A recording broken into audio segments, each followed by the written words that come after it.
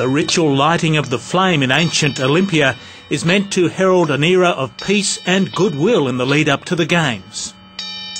Goes back to the plains of Marathon and Athens and the ideals of what Olympic spirit is all about, the whole Citius, Altius, Fortius, aspiring to excellence. It's something that no other sporting event on the planet has. But those high Olympic ideals were overshadowed by the actions of pro-Tibetan demonstrators in Greece. Even as the Olympic torch was greeted in Beijing with much stage-managed fanfare, there were fears about how it would be received in the West. Those fears were realised on the streets of London. A man has tried to grab the torch. He's been hauled to the ground by police officers. He did have his hands on the torch.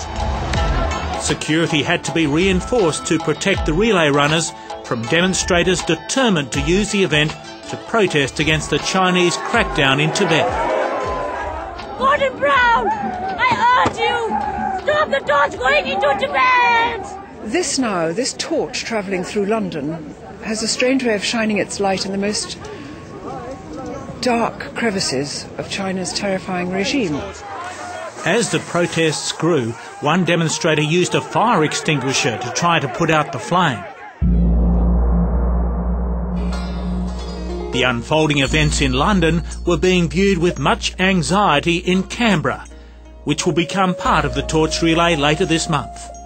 Well, I think I was disappointed and distressed at the level of controversy that's now surrounding the torch relay, and of course I viewed the scenes in London with some concern about the relay here in Canberra.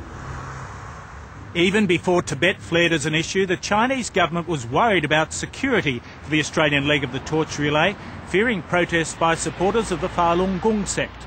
That nervousness has only been compounded by the events since then, to the point where the Chinese ambassador to Australia is now in two minds about whether he should carry the torch and whether it should pass by the embassy as planned. We're reviewing the route, all aspects of the route. That's being done in consultation, as I say, with the Australian Olympic Committee, with BOCOG, and the Chinese embassy here in the ACT is involved in that as well. A recent protest has added to the apprehension being felt behind the walls of the Chinese embassy and in the office of the ACT Chief Minister, John Stanhope.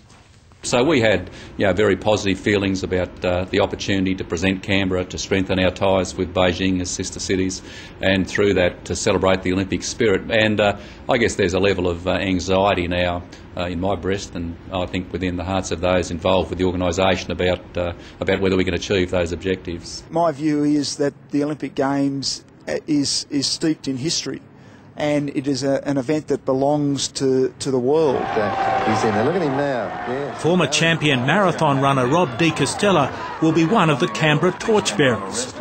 As a young athlete, he defied a federal government call to boycott the 1980 Olympics in Moscow and rejects all efforts to use the Beijing Games to make a statement against China now. What I learnt from that is that the Olympics and sport is an easy mark.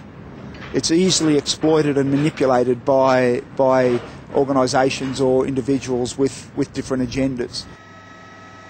But five-time British Olympian Sir Steve Redgrave defended those who turned out against the relay in London.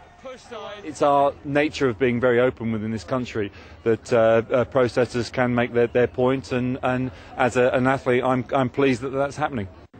Chinese products are everywhere in our society. If people are so committed to driving this agenda of the humanitarian and the political way that China deals with activities, let them focus on some of the economic boycotts if they're really serious.